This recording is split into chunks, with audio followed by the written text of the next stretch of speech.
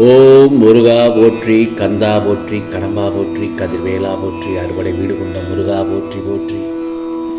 என் சொல்ல பிள்ளையே, நாளை 28ஆம் தேதி உன் விருப்பங்கள் நிறைவேறும் நாள், திடீர் திருப்பம் தரும் நாள்.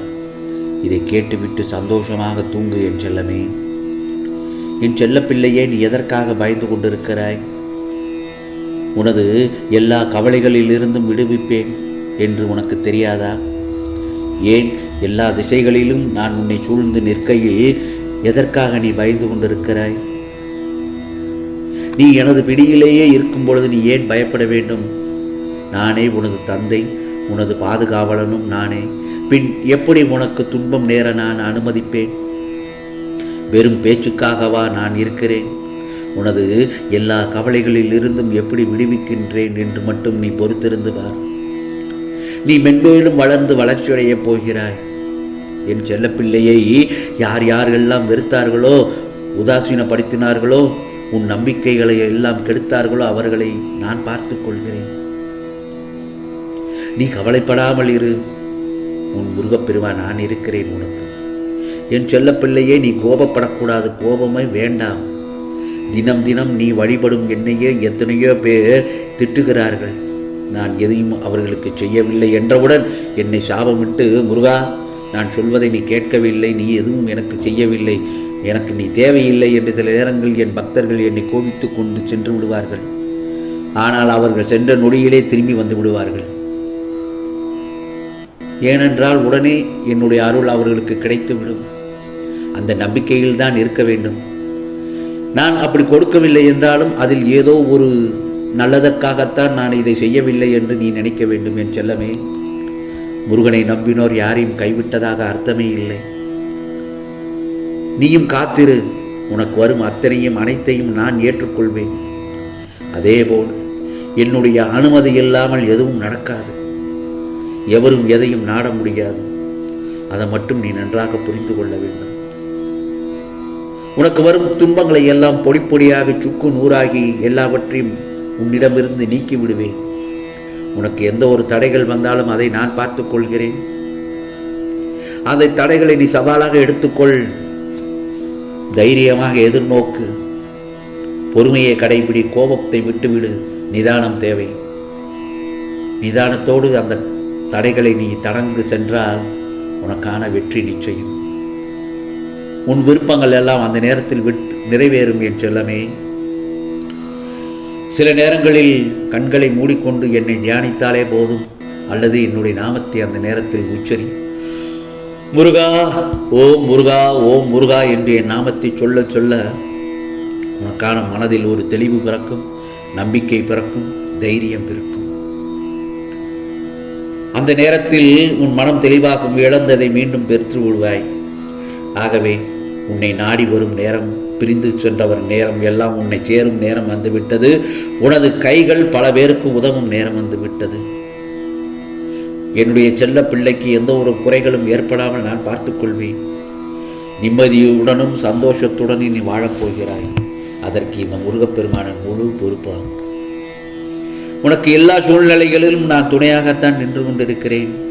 நீ என்மேல் நீ கொண்ட முழு நம்பிக்கையும் பொறுமையும் உன்னை எப்போதுமே காவலாய் காக்கும். என் வார்த்தைகள் மீது நம்பிக்கை வைத்து செயல்படு என்று நான் பலமுறை சொல்லியிருக்கிறேன். நீ எல்லா செல்வ வளங்களையும் பெற்று நிம்மதியான வாழ்க்கையை வாழப்போகிறாய். நான் இருக்கிறேன் உன்னோடு என்றும் எப்போதும். ஆகவே உன் மனம் தள்ளாடி கொண்டிருக்கிறது. கடிவாளம் இல்லாமல் ஓடிக்கொண்டிருக்கிறாய். என்றாவது ஒரு நாள் விடியும் என்று காத்திருக்கிறாய். நீ அனுபவித்து வரும் துயரங்களிலிருந்து, கடினமான சூழ்நிலைகளில் இருந்தும் இப்பொழுது விடுபட துடிக்கிறாய் என் செல்லமே. மாற்றங்கள் நடக்கப் போகிறது. கண்டிப்பாக நடக்கும். இனி வரும் காலங்களில் உன்னை பாராட்டி பெருமைப்படுத்தப் போகிறார்கள். என் செல்ல பிள்ளையே, நீ விரும்பிய வாழ்க்கையை வாழப்போகிறாய். உன்னுடைய தோற்றங்கள் புது பொலிவுடன் அனைவரும் கவரும்படி இருக்கும். உன்னை தேடி அனைத்தும் வரப்போகிறது. நீ எப்படி வாழ வேண்டும் என்பதை நான் எழுதி கொண்டுதான் இருக்கிறேன். உன்னை அனைத்திலும் சிறந்து விளங்கும்படி நிச்சயமாக செய்வேன். கவலைப்படாதே. எந்த ஒரு சூழ்நிலையிலும் உன்னை இந்த முருகப்பெருமான் கைவிட மாட்டேன், யாம் இருக்க பயமேன், வேலுண்டு வினையில்லை என்று நீ மனதார நினைத்து கொண்டிருக்கும் என் செல்ல பிள்ளை, நீ உனக்கான உதவியை இந்த முருகப்பெருமான் யார் மூலமாவது நான் நிச்சயமாக அனுப்பி வைப்பேன். இதுவரை உன் மனதில் இருந்த வழிகளும் துக்கங்களும் தோல்விகளால் மனம் வெறுத்து போய் பரிதவித்தது எல்லாம் முடிவரும் காலம் வந்துவிட்டது. ஏனென்றால் என் செல்ல பிள்ளை, உன் உழைப்பிற்கு ஏற்ற பலன் கிடைக்கும். நிம்மதியும் சந்தோஷமும் அழகாய் பூத்து குலுங்கும் வண்ணமலர்களைப் போல் இனி உன் வாழ்க்கையில் வசந்தம் தான் வீசப்போகிறது.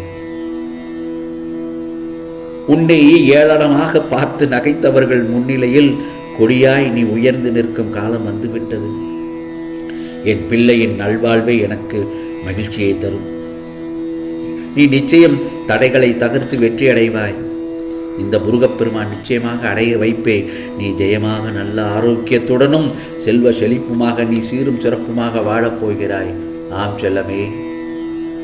ஆகவே வாழும் நாட்களை போராடி கொண்டு இருந்தால்தான் பல சிறந்த நாட்களை உன்னால் பார்க்க முடியும். மனம் விட்டு பேசினால் தீராத பிரச்சனைகளை என்றும் எதுவுமே இல்லை.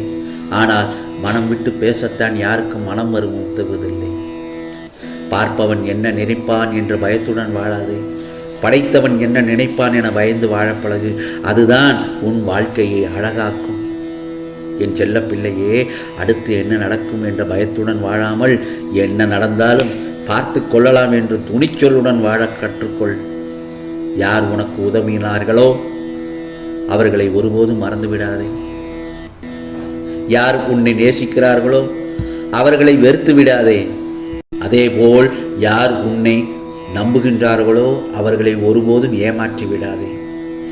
நிமிர்ந்து நிற்பதெல்லாம் பலம் என்றும் வளைந்து கொடுப்பதெல்லாம் பலகீனம் என்றும் நினைத்து விடாதே. ஏனென்றால் பணத்தால் வரும் மதிப்பை விட குணத்தால் வரும் மதிப்பே சிறந்தது. பணம் இருந்தால் 4 பேர் மதிப்பார்கள், குணம் இருந்தால் எல்லோருமே மதிப்பார்கள். எவ்வளவு படிக்கட்டுகள் இருந்தால் உன் நம்பிக்கை என்ற படியை மட்டும் எடுத்து வைத்து கொண்டே வா. உன் முருகப்பெருமான் உன்னை எப்படியெல்லாம் மேலோங்கி கொண்டு வரப்போகிறேன் என்பதை மட்டும் பார். என் செல்ல பிள்ளை, நீ உன்னை நிச்சயமாக ஜெயமாக வாழ வைப்பேன். என் செல்லமே, மன மகிழ்ச்சியான வாழ்க்கை அமையப் போகிறது. வெற்றி உனக்கு கிடைக்கப் போகிறது. உன் கையில் நல்லதொரு செய்தியை, நல்லதொரு வேலையை நான் கொடுக்கப் போகிறேன். அதை பெற்றுக்கொள்ள தயாராக இரு. ஆம் செல்லமே, விழுவதெல்லாம் எழுவதற்குத்தானே தவிர அழுவதற்காக அல்ல. ஆகவே முடியாதது எதுவும் இல்லை என்று சொல். நான் உனக்கு உதவுவது போல் நீ மற்றவருக்கு உதவு. அப்பொழுதுதான் நான் மகிழ்ச்சி அடைவேன். மன நிம்மதி என்றும் உனக்கு உண்டு என் செல்லமே. அதேபோல் இந்த முருகப்பெருமானின் ஆசீர்வாதங்களும் நிச்சயமாக உனக்கு உண்டு. என் மேல் நம்பிக்கை வைத்துள்ளாய, உனக்கானது எல்லாம் நிச்சயமாக நடக்கும். ஓம் சரவண பவ, ஓம் சரவண பவ, ஓம் சரவண பவ.